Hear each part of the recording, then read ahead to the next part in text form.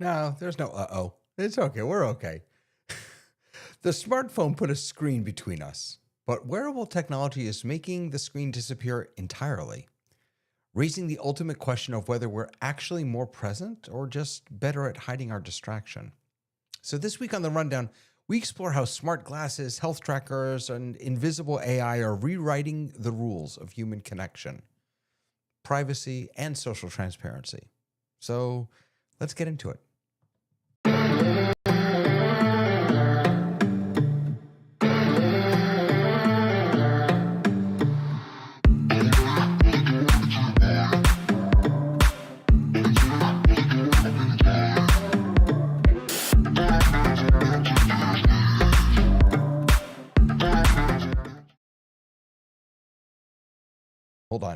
Hold on.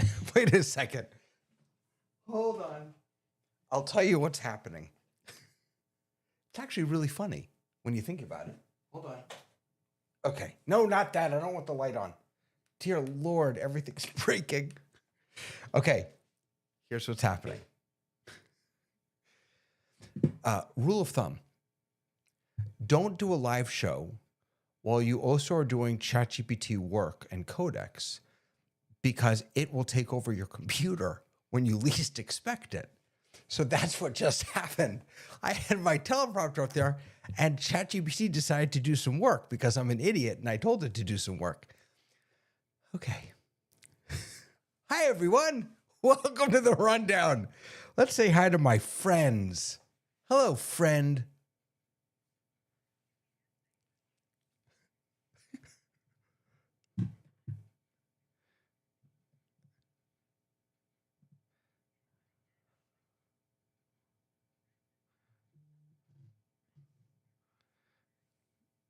Yeah, it's fun. Oh, but I just realized I put my, okay, well, it doesn't matter.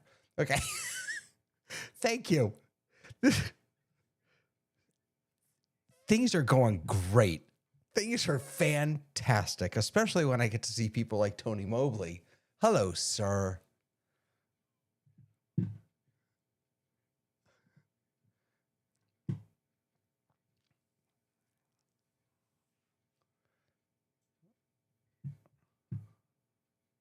Well, there you go. So if I'm going to try, hopefully office hours will let me do a Tuesday focus about this. I want to wait until I get the official Zoom approval, because then I feel like it's actually a something other than just a toy. So, ooh, Mickey can't hear Tony. Well, no, that's strange. Why can't you hear Tony? Well, okay, so wait, so you all can hear me. So let's see what's going on here. All right, hang tight, everybody. Hang tight. Let's, hey, Tamara, say something for me.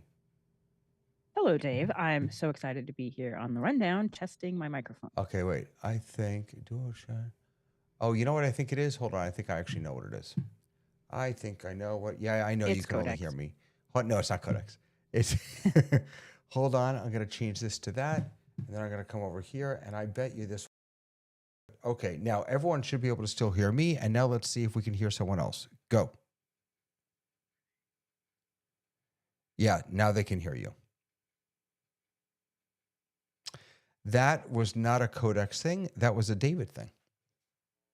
So there you go. Yeah. So we're doing a little beta testing. For those of you who missed it, what Tamara said is that I'm amazing. No, that's not what she said. I'm just kidding. But we're all back. What do you mean, no Tony? What do you mean, no Tony? You hear Tamara. You'll hear Tony in a second. They're behind us, I think, because they're watching on YouTube. They're 20 seconds behind us. You guys will hear him, I promise. Hey, let's say hi to Sky, because I think he's here.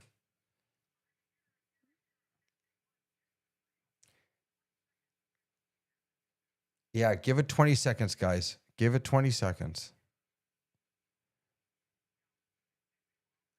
Oh, wait. Yeah, wait, hold on.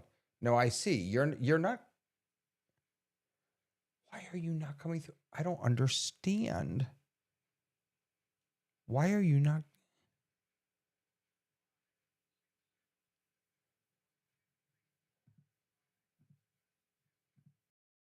3, 4, 5, 5, 4, 3, 2. So now you're coming through, I think. Hold on, guys. I'm counting all the little pinkies on the right hand of my body. What is going on? What is going on? Hey, John Adelson, Brody Hefner, thank you. Hold tight. I think now you should have his audio. So his, not just any his, Sky his audio. Because on YouTube. See his audio. Positive audio on Sky. Okay. All right. I got you. All right, Tony, say hi real quick. Because I know, because you'll work also. Hello. Greetings. Hello. Yeah. Tony, Okay, they're going to get you too. Yes. Okay. We fixed it, I think. I have no idea what I did, but we fixed it. I only have positive audio, Dave. You know, how long have you known me? Only positive. O positive, actually. Well, it's a very I have to say, unique blood type. I think we're off to a great start. It is a happy place your mind lives. It is a happy place. We're small but mighty today. Small. And we've already... I don't know about mighty, but we're small for sure. We're small but silent in the beginning. Look at all the unbroken things that have happened. He's unbroke the audio. That's right. I apologize, everyone. Let me just... I'll explain the issue. So I'm using a Rodecaster Duo here, and I have two channels from the Rodecaster Duo coming into my computer, Rodecaster Pro 1 and Rodecaster Pro Chat. Now, what I've always done is I've had Zoom, or Ecamm for Zoom in this case, on chat and my system on the main. But for whatever reason, that's not working. And even when, so I'm right now, I just changed the audio in Zoom to Rodecaster Duo Chat. But when people speak, it's showing up on my Rodecaster Duo as Rodecaster Pro main. So I don't know. I just... And all the non-techies in the room just heard, I'm a non-techie when it comes to this. In any case, we're here. Let's stop with this. Let's get into it. Let's just start. Let's talk. Let's have some fun, because God Almighty, is there some news to talk?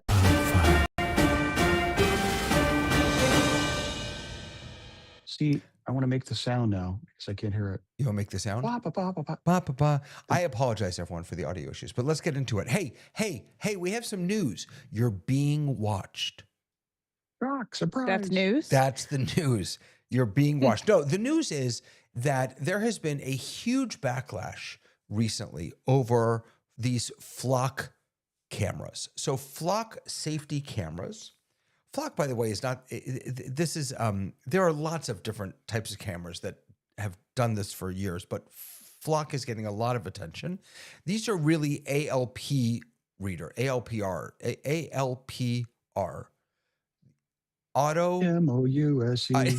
automated license plate readers. So their goal or their job is to capture your license plate when you go through a red light, when you go through a toll, when you do whatever. The problem is apparently they're picking up a lot more than just license plates.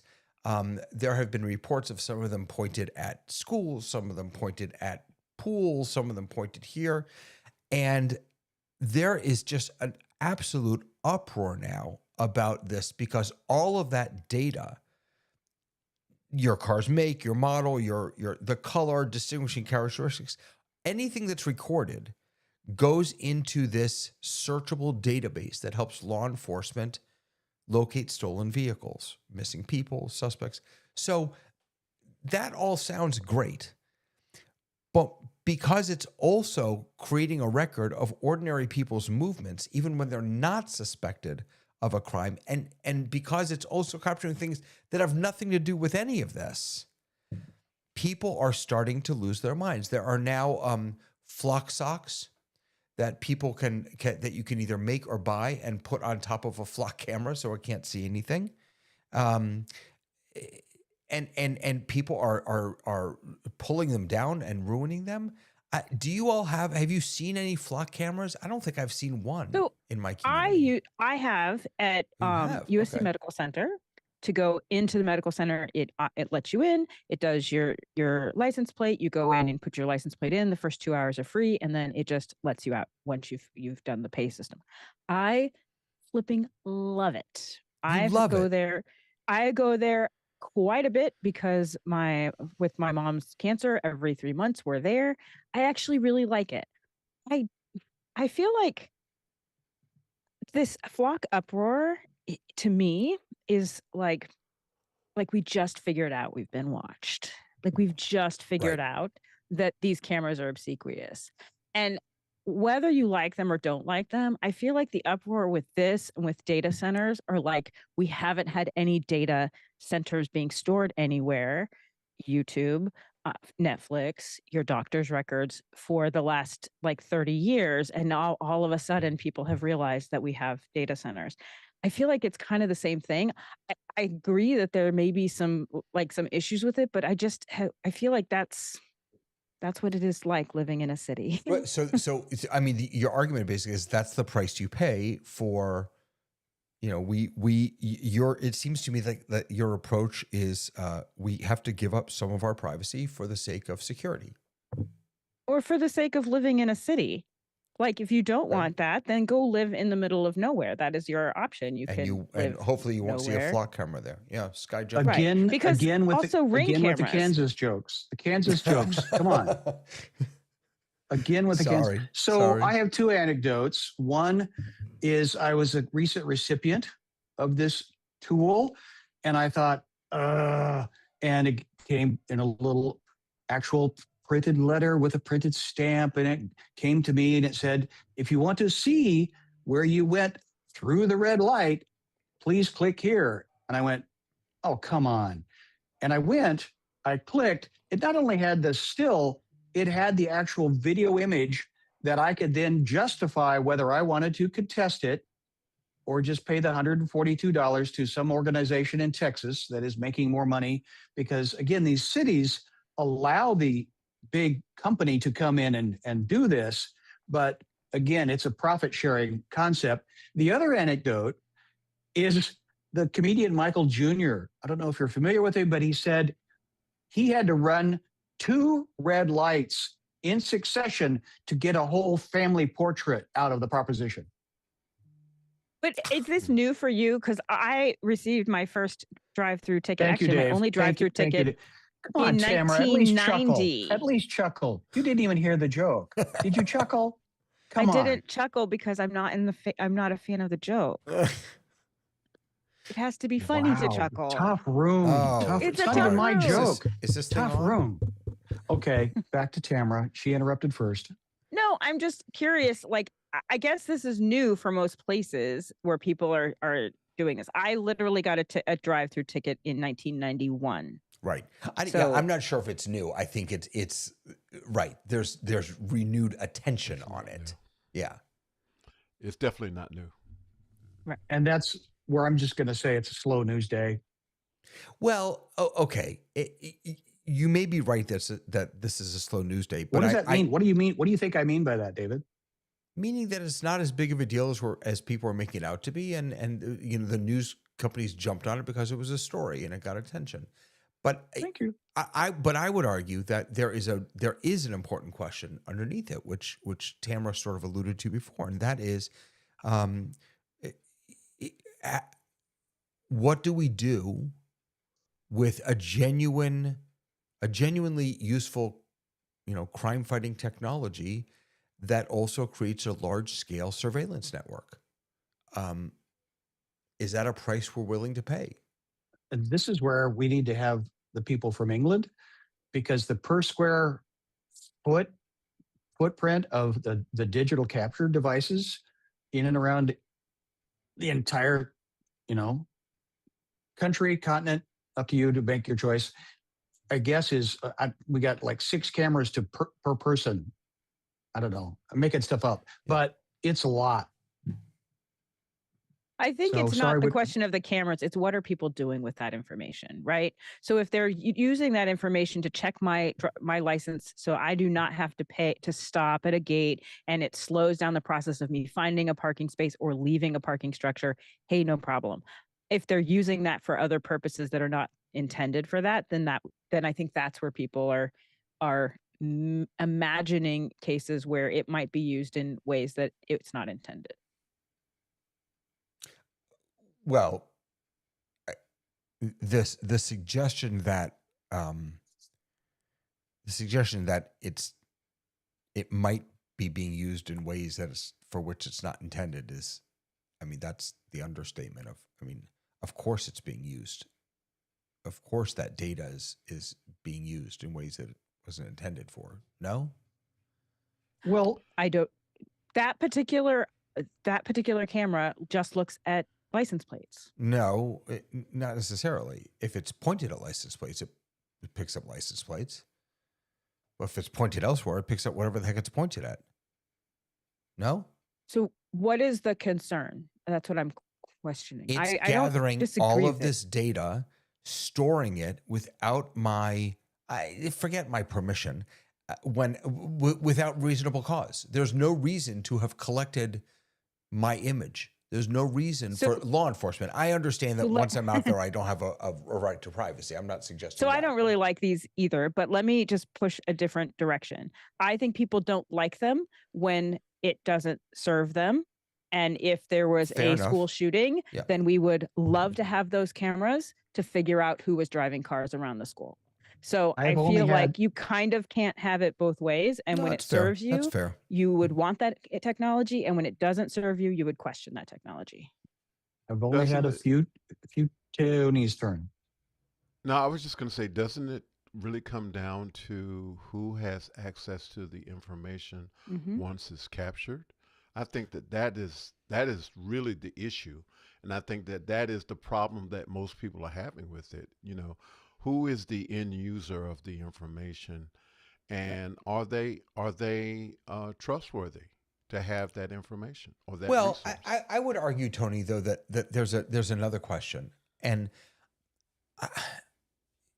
I think there's a question to be asked about the gathering of information itself, regardless of who captures it and whether or not it's used. I think that there is there's a valuable question about the right for the authorities or companies or whomever to just collect information without our approval. Now, granted, when we get an iPhone or an Android or we sign up for Gmail, we all, or use iTunes, none of us read the terms of service, but in those terms of service, we agree to let them surveil us to a certain extent. When you visit a website and you get the little bar at the bottom, the cookies bar, and you click OK just because it's annoying, that whether you know it or not, you're giving permission for them to track you. There is no method for us to say, okay, even if we're doing it because it's annoying. This is the state saying you have no option. You have no choice. We're going to track you, and it's for your benefit. So I don't think it's all not about long-term stored, though. It's stored for a short amount of time and then purged. It's a cycle of purging. It's not like they're long-term storing it. I agree with what you're saying, and especially coming from a state like California where I can't record you without telling you. But it doesn't apply to is that video cameras or audio or it's anything. I can't record you without telling the other party that I'm recording. I can't silently record you. But if you're out on the street with your iPhone and you're just capturing video and someone walks in the video. So in public spaces, no, but like Right, if we're in public having a spaces. conversation, I have to say, so that's exactly where these are getting outside of that law. They're like, this is a public space and we can't really keep track of that. Right. And I'm sorry, go ahead. I continue to go on the moral ethical of a thing. So I looked at the video. I came up slowly to the intersection. I looked both ways. I did a California right turn in the sense of I didn't really stop. I just kind of eased around because to look left, the intersection is cattywampus. And so I had to kind of come out into the thing. You cross the little white line. The red light is very red. I see that it's safe. So the irony is that did I make a safe right turn? Yes. I did. Did I endanger or put anybody in danger? No. Did I get onto the freeway on a clearly posted 60-mile-an-hour location, but had to drive at the speed of traffic, which was somewhere in the 70s? So again, I'm breaking the law, but I'm doing what is in the Yeah, but in the course of, let me finish one more thing. Mhm. But the punchline is it's a profit center for the city. Now do I care that I'm supporting my city through this false tax? I don't, it Yeah, feels but like a cheat. okay. Well, You're, wait, really go quick, ahead. two things. Yep. One, Vic is right. He's reminding us that flock cameras are not the same as traffic cameras that you have on those traffic lights. They are different. So traffic cameras can show facial expression, not just your license plate. So there are two different kinds of cameras.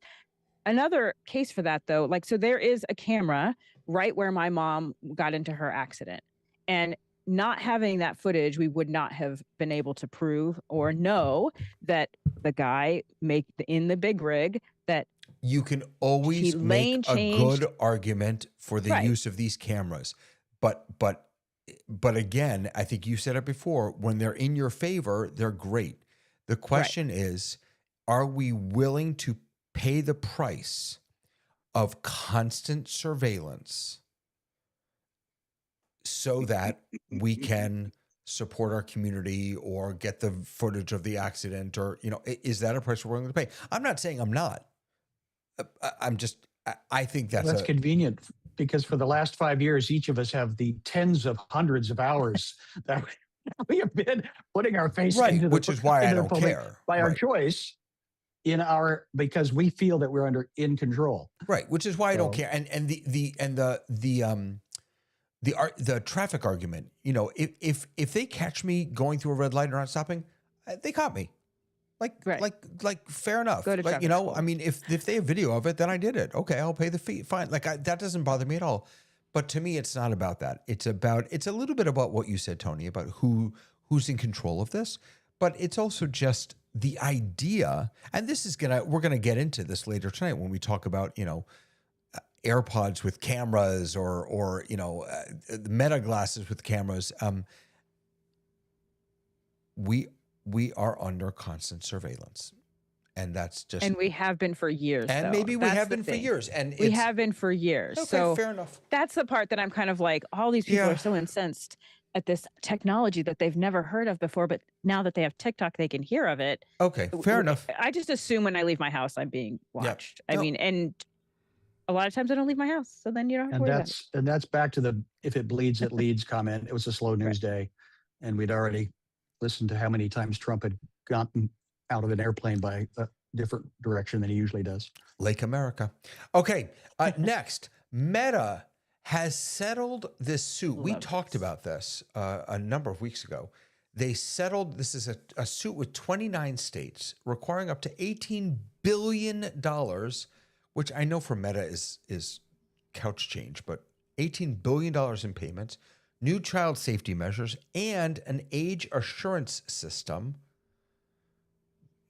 I just think that's ridiculous, to detect users under 13.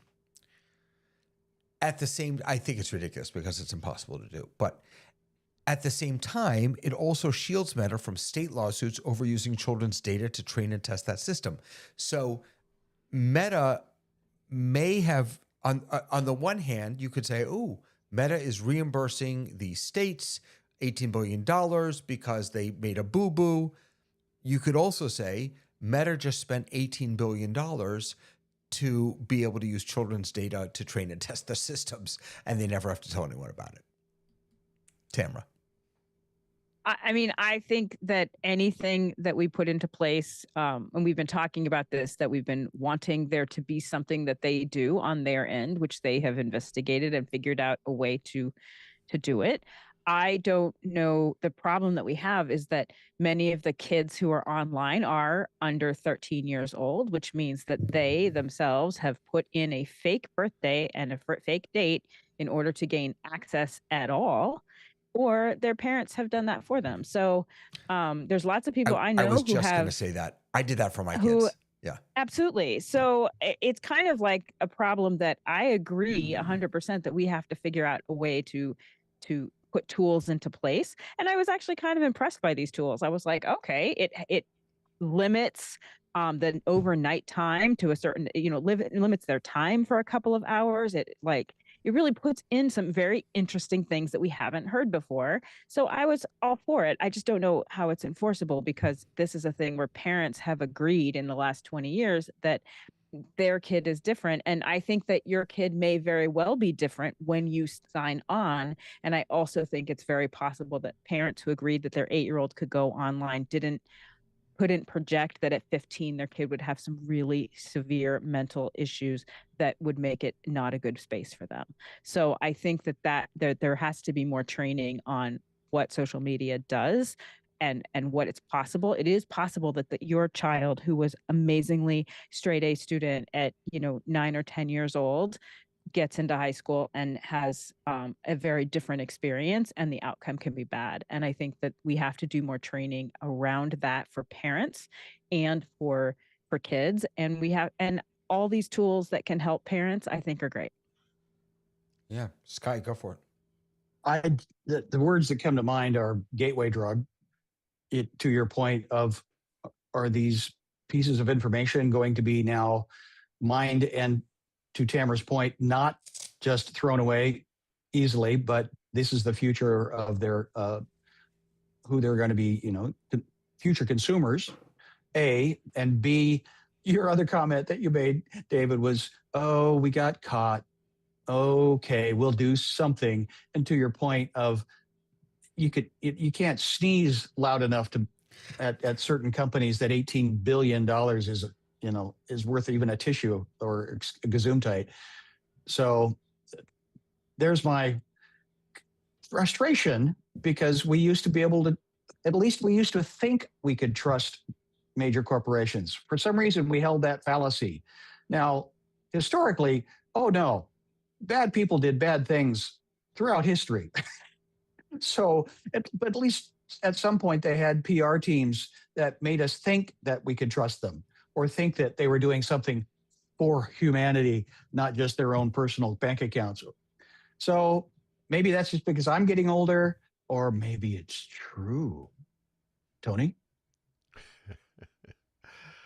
I really was thinking that maybe there ought to be a shift where this is, moved advice, and that parents should be the ones to decide whether or not their children have access to this.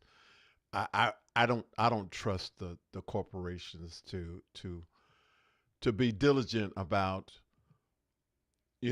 policing whether or not our children have access to social media. I really think it should be just the way that we are now using Claude Code, that it's primarily device um, locked, in terms, or not locked, but the preference is that it's the local device controlled. And if Apple or Google or Android makes the decision that the device is totally controlled by the parent, and the parent can control what their children are have access to, I think that's a better solution. Tamara, go ahead. I think parents don't always understand what the options are and don't always have those tools. So I will say this as a teacher, I've taught kindergarten through 12th grade. Having, especially in the lower grade levels and in the middle school levels, something for me as a teacher to help educate parents who come to me and ask that question, I think is fantastic. I think that I don't think that Meta's done what they said they're going to do, right? And I noticed that also YouTube has kid channels. I just saw that today. I was like, what's this? And it has a little kid channel, a medium kid channel, and a teenage app thing that you could purchase, and then you are there's certain blocks. So is this to get out of this? This is a corporation. Their job is to make money. and their job has been making money on the backs of children, right? Without any repercussions at all. So they've done their due diligence to meet the needs of this lawsuit. But at some point, we also, as a society and as people who care about other people, have to get involved in what our kids are doing and what our friends are doing. I'm everybody's techie best friend. They don't know these things. I guarantee you, my sister does not know anything about this new system. She does not care. This does not come up on her feed. So it's going to be me who says, "Hey, did you know that you have these new things to monitor your kids, that give access to your kids?" So I think that it does allow for people to educate, but I do think we are going to have to be the educators, because that is not something Meta is going to do. Is there a way to is there, you talked about repercussions, is there a way to impose repercussions on a company like a $1 trillion company? I think if they have done this, then no, because what they're saying is, look, No, but I we mean, gave you. what I'm saying is, in general, when you have all the money in the world, I don't know how, even if, yeah, Sky, I don't know how, even if Meta does something awful, other than all of us running away, which we won't do, I don't know how you impose repercussions. Go ahead. I'm gonna jump in with two examples. The cigarette industry. How long had that been around before and even with "this is going to kill you" printed very clearly on the side, before other alternate measures were taken by the masses, by humanity, and not just a competitor of another drug. But I'm going to give us context, because today NVIDIA bought a, is it Huggy Face? Hugging face. Hugging Face. Yep. Obviously rolls off the tongue. You can tell. I used it a lot, apparently. Not. Consequently, 12.9. I asked Claude about this comparison, and I misspoke. I said million. He said, No, "Oh, no. billion. Yeah. 12.9 billion. NVIDIA bought it." And I said, "Wow, what is that in relationship to NVIDIA?" And then said, "Oh, no, NVIDIA's 5 trillion market cap. So that is 0.258%. Last quarter alone, NVIDIA made 96.2 billion. So to spend 12.9 billion on a thing, that's pocket change. Right. Even Claude came back with, "Yeah, that's breakfast." Right. Which is why I asked, I don't think it's unreasonable to laugh at an $18 billion fine on Facebook.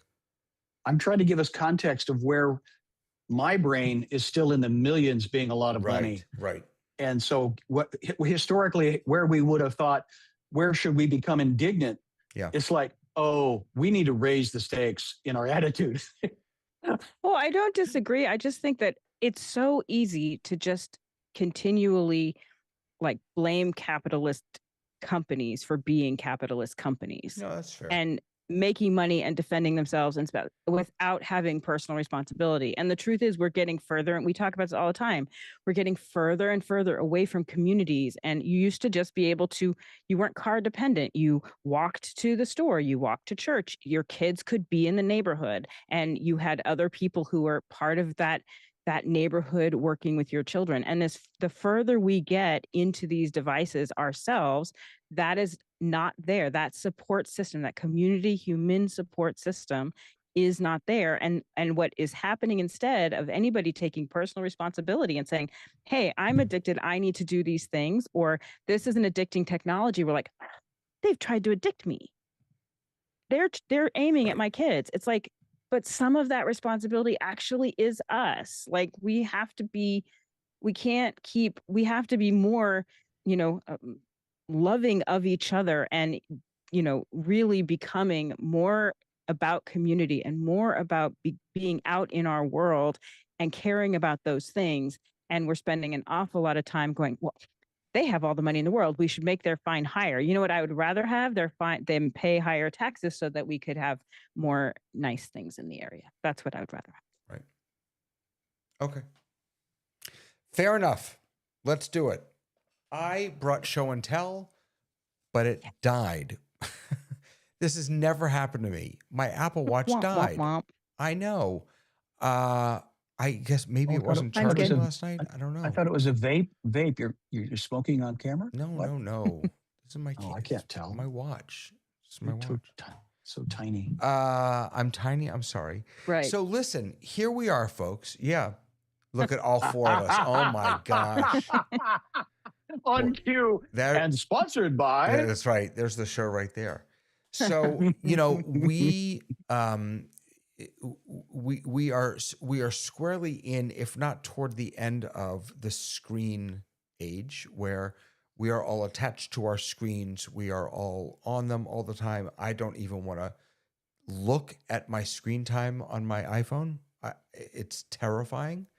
And we are moving into a new phase of screenless technology. We're hearing things like the earbuds, the Apple, what are those called? The AirPods. AirPods, thank you. AirPods with cameras so that you can speak to them. You've got Shlomo right in your ear, and Shlomo can see. We have I went to get glasses a couple of weeks ago, and right there in the front counter are the Meta glasses. You can get your lenses put right in Meta glasses, where there are cameras that can take your picture and everything. 46% of U.S. adults own some sort of wearable. My daughter Dahlia, who watches this show a lot, lives for her what's the ring? What's the Aura ring? Aura ring. She loves her. If she doesn't get enough sleep, if her Aura ring tells her that she follows it to the. I want an Aura ring. Well, the new one apparently is thinner and nicer. Right as you walk in Costco, they're right there. You can try them on. 50% own a wearable. That's up almost 15% from just a few years ago. So here's what I'm thinking about. When technology becomes invisible, when it's no longer holding a phone in front of our face, although on September 9th, when Apple releases their new phones, we'll probably all be holding phones up in front of our face. But holding iPads up to our face. And iPads, right. Do you remember those days when people would go and they'd hold their iPad up in the auditorium to take pictures of their kids? And so when the technology is not visible anymore, when it's there, but it is invisible or hidden or less present, what happens to our presence? If I know that there's a camera in your glasses, or if I know that you've got earbuds in, what happens to what between the whatever that's between us? I can tell you personally, if I'm talking to you and you have earbuds in, I assume you're listening to something. I assume you're not listening to me, even if we're having a conversation. When I interviewed for the job that I'm in now, I'll never forget this. I had it wasn't before IFB? AirPods, but no. It was just like whatever, a Bluetooth thing. Oh, you know what it was? Sorry. It was a Bluetooth thing that it had like a neck piece and then you just popped the buds in. That's what I was wearing at the time. And I'm in this room, I'm interviewing, and I didn't have them in, but I had it around my neck. And it really bothered somebody. They said, are you expecting a phone call? It really and they weren't wrong. Right. Just by having that there, it gave an indication that I was not with them, that I was waiting for something else to happen. Tamara, jump in. I was teaching a class with in 2015, and another teacher came in, and we were just standing there watching this 10th grade group of kids, and they all had their phones and they were taking pictures of their experiments and they were taking pictures of each other. And she was like, when did this, like, what what is so interesting about this for them? Like we were looking at these kids and I'm like, this is the world that they grew up in. So I've had a camera phone for a long time. I wasn't taking pictures with it. Right now, it's perfectly commonplace for people to take pictures. So I imagine what will happen with this same technology is in the beginning, it will be tech geeky people, and pretty soon it will become obsequious, and you won't think those things. Because I think that right now you're looking at an earbud and you're like, hey, they're not listening to me. The earbuds are not going to have a little dongle outside of them. They're going to be easy, you're harder right. to detect. They'll be right? what do you call it? They'll be like hearing aids. In- You're They'll absolutely be right. like the Inserts. little teeny Yeah. tiny hearing aids, Yeah. right? So You're so absolutely I right. agree with you that it has changed our whole being, because my mom hated technology. She cannot be at dinner without having her phone. And I'm like, Mom, I have my phone upside down. We have upside down. She's there. Yeah. She's on it. Wow. You Sky, know? go ahead. So Yeah.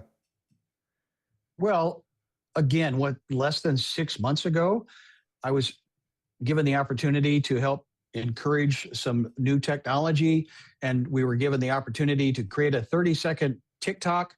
Basically, wasn't even a client; it was a service that I continue to be a part of, and it was to demonstrate how this search tool could be useful for creators like myself. I chose to use a lot of AI graphics and created a squirrel character and put that squirrel on a journey and told a whole story of how the software service saved the squirrel's life.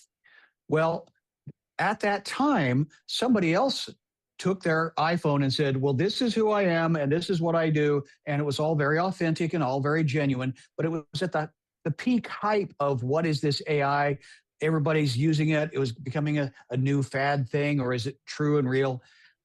Well, my curiosity at the time was I did not get the views, the likes that this guy with his iPhone, because I think it was counterculture that won the day in the storm of the hype. Ironically, now I can't unsee probably 80% of the adverts that I'm observing, both on broadcast live television and anything that flashes past my face on Facebook. So in less than 6 months, they hold uppity attitude about that's wrong has already become so null and void that, oh, yeah, we're entertained and we just can't fight it anymore. So we're just going to accept it. So I put the task to us, as I did to Jeff Keithley the other day.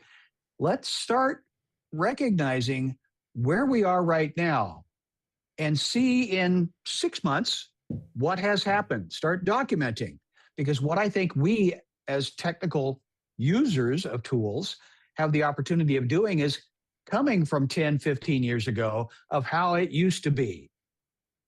And now to see the exponential growth of technology, the exponent of change, I'd be very curious for us to check in 6 months from now and go, oh yeah, that is so last week. That is so 2 days ago. Oh yeah, that attitude is so 60 seconds ago. Get with the program, Gleason. The only thing I'll say to that, Sky, is that social norms around phones, particularly I'm thinking about the phone upside down at dinner and things like that. Social norms about that, they've been around pretty much since we've had phones that we were able to carry in our pockets. Like I don't feel like I'm just. It used to be books. I'm not sure. Well, magazines. Fine. So television. You're right.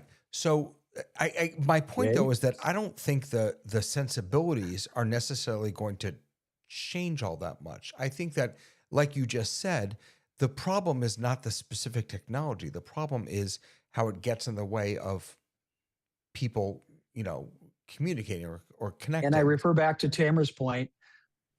You in your speaking off the cuff, Tamara, you said we should be responsible for some of the things that we do versus expecting the corporations to manage us. I challenge that into, oh no, we should always be the ones responsible and then benefit from what the tools, technologies, the advancements that Right. commerce and you said the capitalist environment that we live in provides for us. So that's the horse in the cart for me. Yeah. Tony, jump in.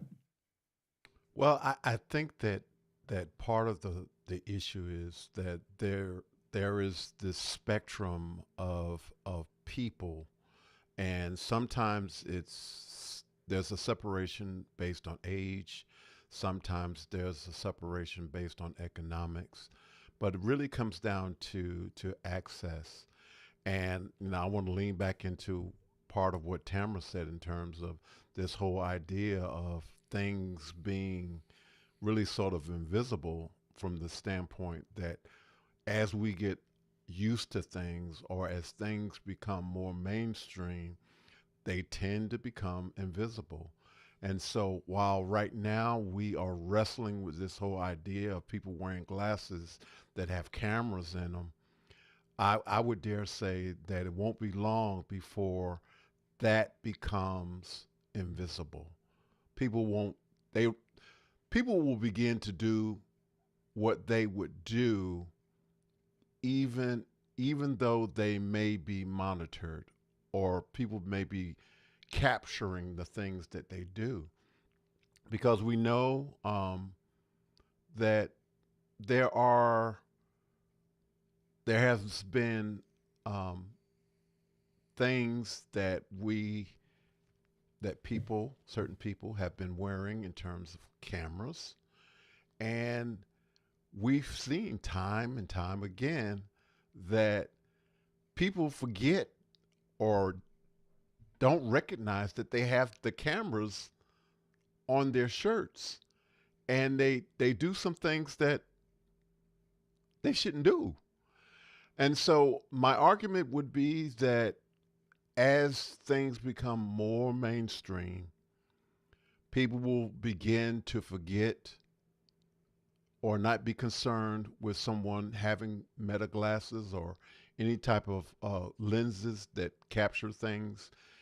That's just kind of the way things work. We just we as we get used to things, if you had that same interview, David, with your current organization, and you had one Apple AirPod in your ear, the response would probably be different because of the time in which we are now, and how most people will have walk around with one AirPod in their ear or one listening device. You know, Yeah, maybe.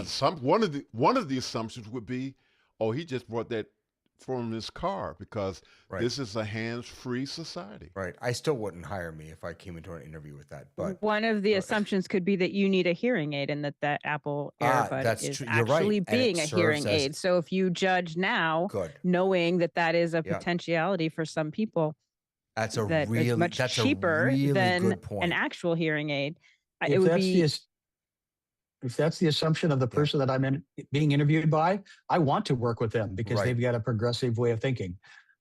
Yeah, that's a really, really good point, Tamara. I hadn't thought about that. Tony, I want to pick up on what you were just talking about. So, because this goes back, my point at least is going to take us back a little bit to the flock cameras. So, when someone raises their phone and points it at me, I know that they are videoing me or taking my picture or whatever. Mm-hmm. When someone is wearing the meta glasses, and yes, I know that there's a little light that's supposed to go on, but people have absolutely figured out how to disable that, I think. Or, when they've got this in and they're doing real life translation, or they're using a tool that allows them that when they look at it, they get an AR that tells them who I am.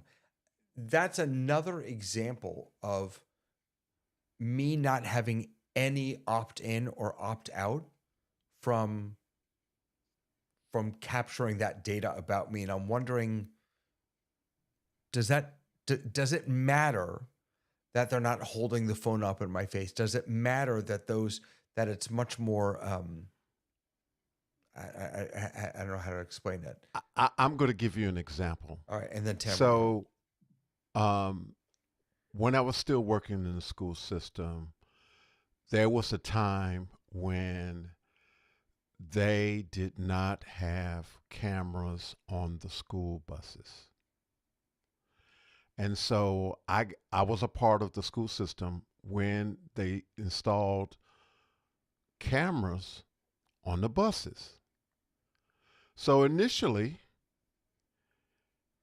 the kids were kind of like, oh, there's a camera. We're going to chill. And then it wasn't long. I'm going to say I'm going to say maybe one school year. Then after that, right now, the cameras are still on the school buses. Do you think that it makes a difference in terms of the children's behavior on the bus? Absolutely not. They do whatever they want to do with those cameras in place. And my argument is that people will show you who they are after a matter of time. And that's just the way the world works, good or bad, things become invisible. I'm also going to throw in the word consequence. Yeah. If there is no consequence to the negative behavior, I then mean, even when there is, a child will be suspended from the bus or something like that. Yeah, okay. There have been times when children were removed from actually even riding the bus. But, I think it puts stress on the parents because now they have to make way. But that's not really so much my argument. My argument is that human beings it should be human beings get accustomed to things, to technology, and they begin to see the actual technology dissolve. It goes away. Sure. It goes into the woodworks. Absolutely. And it's in the background. And so my argument would be that those glasses will eventually, whether the light is showing or not. But here's what I would offer, Tony. And again, I think that it is still a fair question to ask. What does it do to society when not for safety on a school bus, not for security, not for, making sure the kids don't act like jerks, when just because I can, because gathering information helps me, just because I'm not good with remembering names, and so I want an AI to use visual intelligence to look at you and then tell me in my ear, oh, it's Tamara. And so I could say, oh, Tamara, it's so good to see. Right?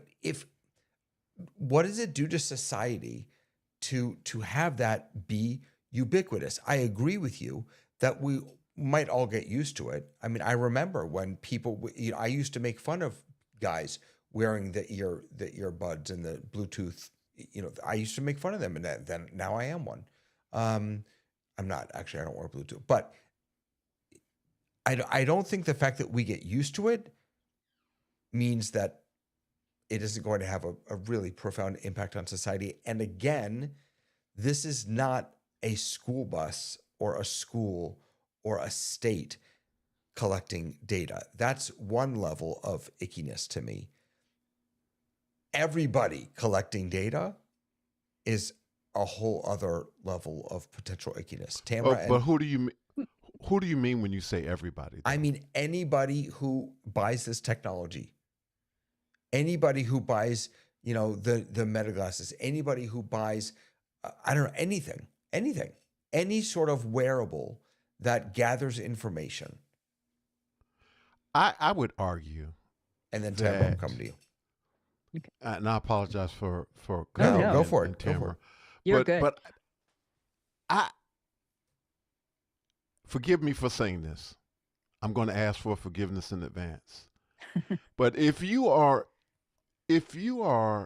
under any delusion that George Orwell's 1984 is not, we have been in 1984 world for some time. And there is no privacy that exists in this world unless you are completely offline or in an area where there is absolutely no technology. So the question again, the question becomes, who is the end user that is gathering the technology, and how do they plan to use it or implement it? There is no privacy. There is, if you think that you are being private, even if you're using, your VPN, you're using this, you're using that, everything is listening to everything. We make a decision. I made a decision, and I've shared this story before about my Apple Watch, and I'm going into my garage and I flip on top of my rollator and it just breaks down completely. I smashed my face on the concrete of my garage, and my Apple Watch says, "You have fallen. Do you want me to call 911?" Right. Where Right. I'm going with this, Tony, is that it's one thing for wearable technology to affect the person who chooses to wear the technology. It's a whole other thing for something that you choose to put on your wrist or your eyes or your whatever to affect me. Because I didn't ship choose has to sailed, put that though. on. Maybe. Tamara, That go ahead. ship has sailed because here's the thing. I mean, I had students, God bless them, those baby kids in 2013. Junior, we're having the junior high dance, and the kids, a couple of them sneak down the thing, and they come back and they sneak off campus, and then they were caught. And then we had to have all of the process that you do, and afterwards, the next day, the teacher, she was around my age. We were having conversation with our babies. We're like, listen, here's the deal, guys. No one knows. We all got in trouble. We all did stupid stuff, but no one knows where the bodies are buried for any of us on this call, right? Nobody knows because there weren't people snapping pictures. And like you said, oh, well, if people hold their camera up, it actually doesn't look like that. It looks like this.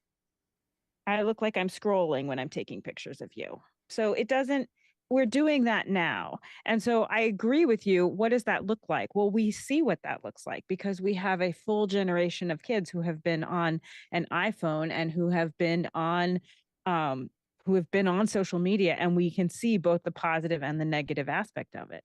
So we already know what that looks like, that it's moving from your phone or your watch to eyeglasses. The ship's already sailed. It's already, when you walk out of your door, people are collecting information for you. Don't do stupid stuff because you're going to be on someone's camera. If you go to a party and these are there, your stupid stuff is going to be recorded. It's not about doing stupid stuff. Guys, by the way, Sky's videotaping us right now. I know. Just be aware. I didn't think anyone was seeing this. So what is the consequence of that? And because I got caught doing a soft right turn, safe but illegal, and so consequently they had a company that said, we can bring in this technology at a no barrier cost to you, and you will benefit from this, City of Edmonds, Washington. And they said, sure, why not? Now, am I now, consequently, to your point, Tamara, am I more observant? Well, I am at that intersection. Yep. Am I more observant at other intersections? Sure. But I do remember my wife and I, with the kids in the car, coming out of the Safeway parking lot and getting pulled over by the police. And I said, what's going on? They said, well, you didn't have your seatbelts on. And we got a $20,000 grant to encourage people to wear their safety belts. And the only way they learn is if we give them a ticket.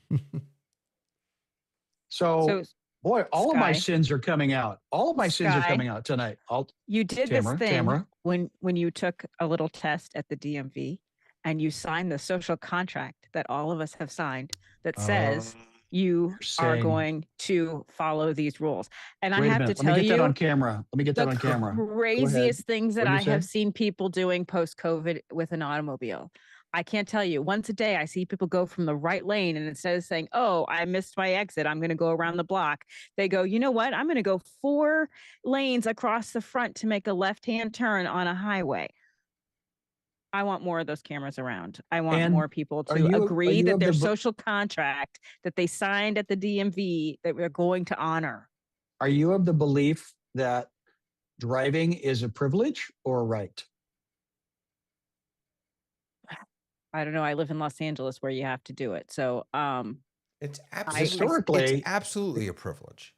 I do think it's a Absolutely, privilege. because you Yeah. have to take Keep a talking. test. So what does that mean? What does that mean? It means that you that using these tools to surveil you to make sure that you are following the rules is a good use of these of we're back to flock again. I didn't mean for this to happen, but it's a good use of these tools. But It's an example. my question is, whose consent matters when one person's device senses everybody nearby? Or, Lois said in the chat, does it matter if one uses a camera or has a really good memory? It absolutely matters. Because if you use a camera, first of all, you're actually getting my likeness. You're not just remembering what I look like. You're actually capturing my likeness. You can alter it. You can share it. You can repurpose it. You can do lots of things with that you can't do with just a memory. Lois is an artist, so she might be thinking that she could actually look at you and capture it. But what I wanted to say, David, is that I think that it really comes down to answer your question is that we've made a decision to be a part of a particular community and society. And because that the society that we now live in, there is no privacy. And if you want to continue to be a part of this society and this community, then you have to go by the things that are in place. I don't buy that. Wait a minute. I don't buy that. If you don't want to be captured in any way, then you have to make a decision on whether or not you're going to leave the community. That's the choice that you have now. Or look at your politicians' views and vote accordingly. Lots of people have this issue, and we are not citizens who have to sit around and have nonsense. We actually can look at what is important to politicians and see if that's important to us and vote accordingly. Let me ask a different along the same lines, but a different question. Let's move away from cameras for a moment. So we're having a conversation. I have like Sky has, I have an earbud in my ear. You don't know this, but I'm actually using an AI tool that's listening to what you say and giving me responses in my ear. Now, yes, I know that Mission Impossible, you had a guy in the van who could also do that, but does it bother you that there is AI listening to you, processing your voice, possibly recording your voice, and you have no consent in that? Does it bother you that you're not actually talking to another human being? You're talking through another human being to an AI that's telling that person what to say. Because again, here's where the technology is invisible or becoming invisible. Does any of that bother you? Because it bothers me, and I use AI. I'm already it depends bothered. because I don't know why people are. So here's the thing: these are tools, and I've been in all these AI conversations, and everybody wants to talk about AI like a binary, as though it's all good or all bad, and it's just far too nuanced for that. Of course. And it also, we don't have a complete vocabulary to actually talk about those nuances. So some of these things are going to be huge tools to people who cannot live without them. They are tools that are going to be used. in other cases, we're already seeing laws about them in judicial places, in places where, so we have the right to create laws that put parameters on when people use things and when they don't use things. Technically, David, if you did that with me in California, then you would be, without telling me, then you would be breaking the law, right? So, But okay. we So already know is- from Sky that people will break the law anyway. Okay, so if it suits them.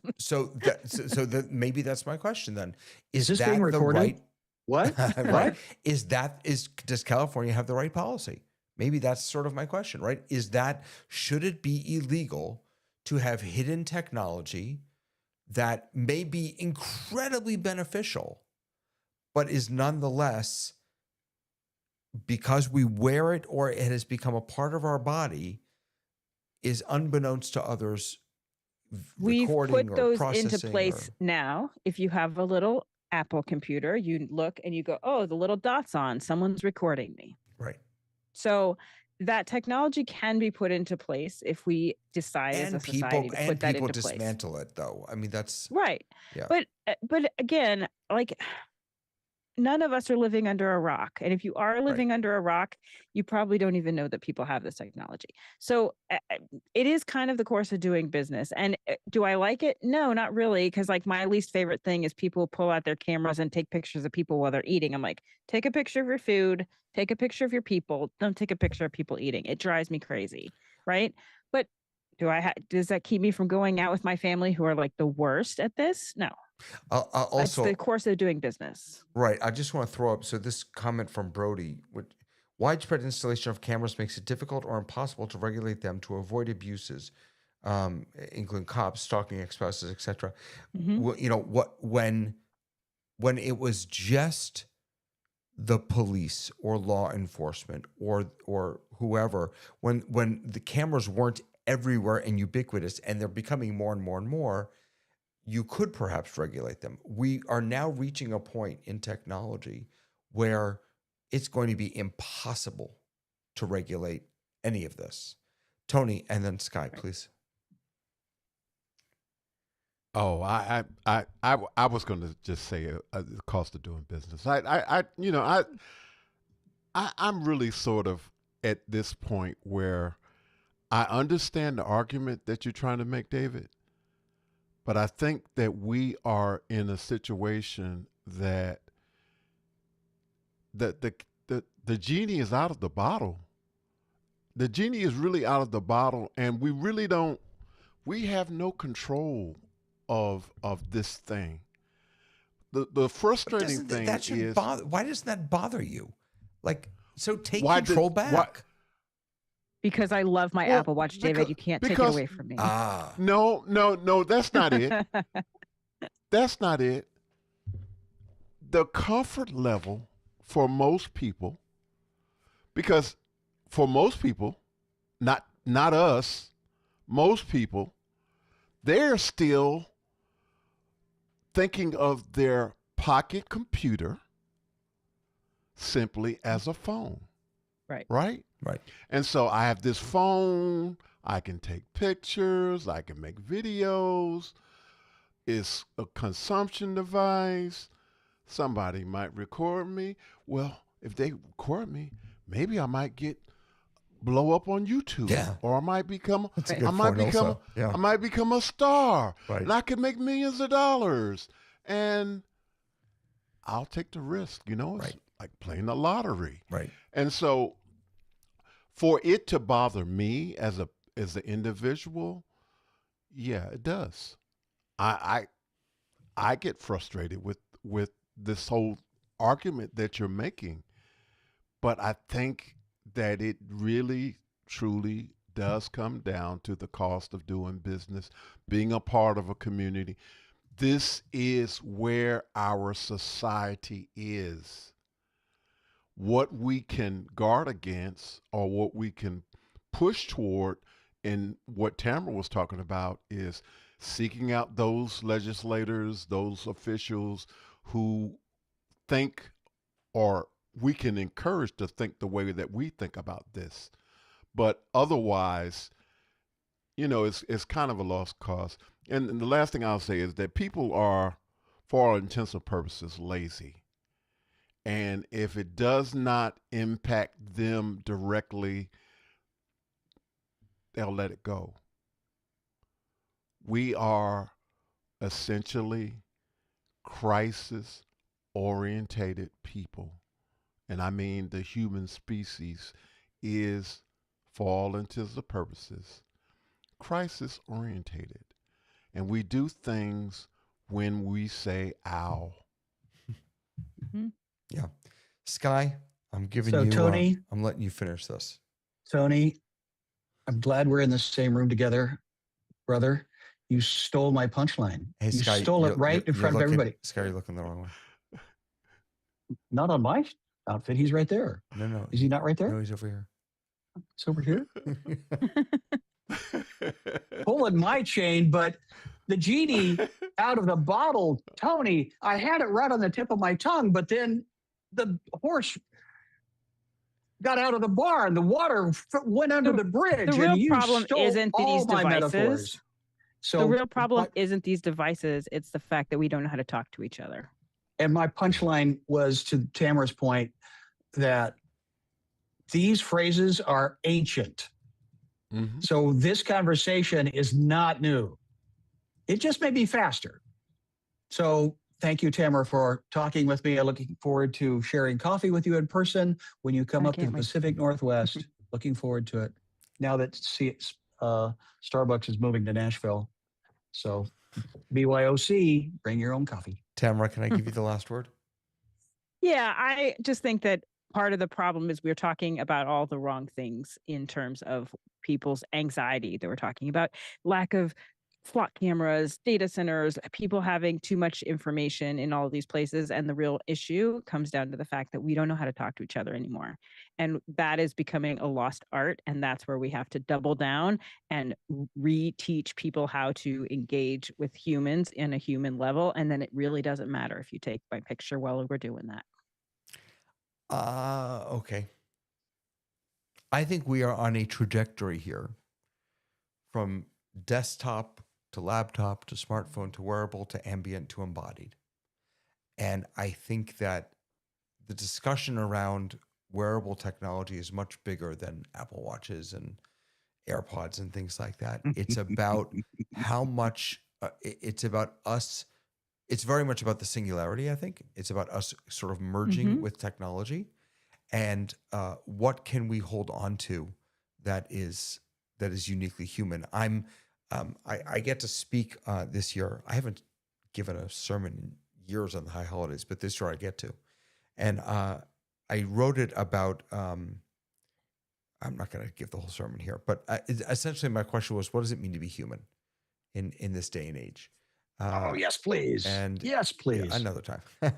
And I to me, that's the question that wearables really complicate, because they become a part of us. Whether you're okay with them recording you or not, they become a part of us. And but David, can you I have kind of frustrated. Did you all just hear that sigh? I have broken Tony. What did I do? No, I just Mark I to just stay think, down.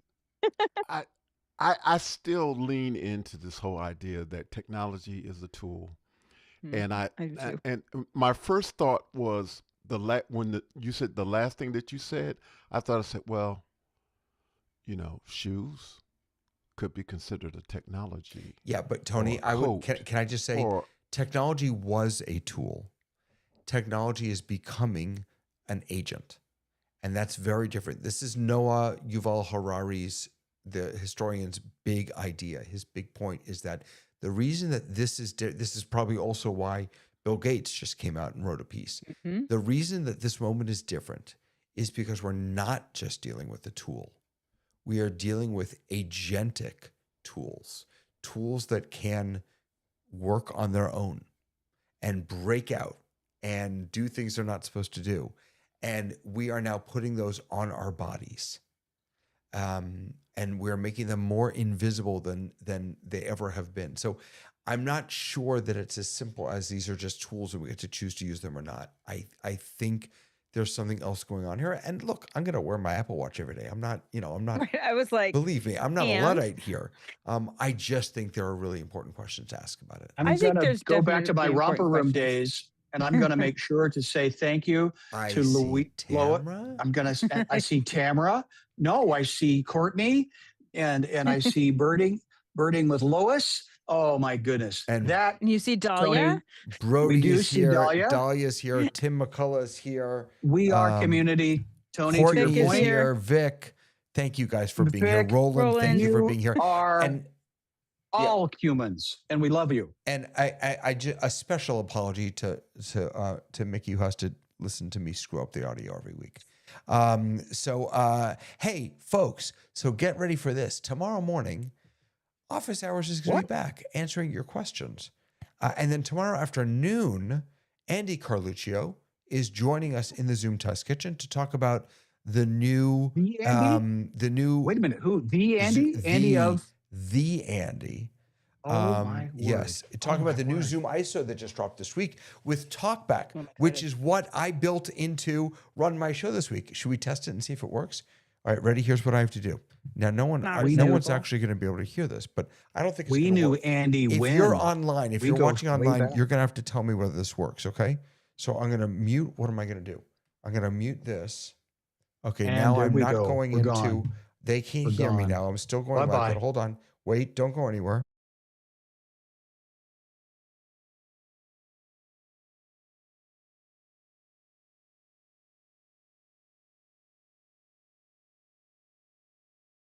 Why can't I hear So you? you could hear me. Mine is flashing, but it's not doing anything. Yeah, that's what I'm getting Flashing. too. Mine is flashing as Mine well. flashed, but it didn't really.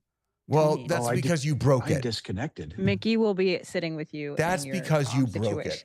That's because you broke I it. did not It's- broke it. Hey, It is everyone. likely that So I could have broken tomorrow- comms because I'm not good at them. No, but the like, point of all I this didn't is do that it this Andy time. Carluccio is coming to talk about TalkBack in Zoom ISO on tomorrow afternoon. That should be really fantastic. Really grateful for him coming out. And we will be We knew back him. next week. And thank you guys for watching and putting up with And Lois. this craziness. And we miss you, Lois. Come back. And Bill Davis Peskin. is going to join us. And everyone, have a lovely, lovely weekend. Bye. Hi, John. Bye bye. Why is my video playing?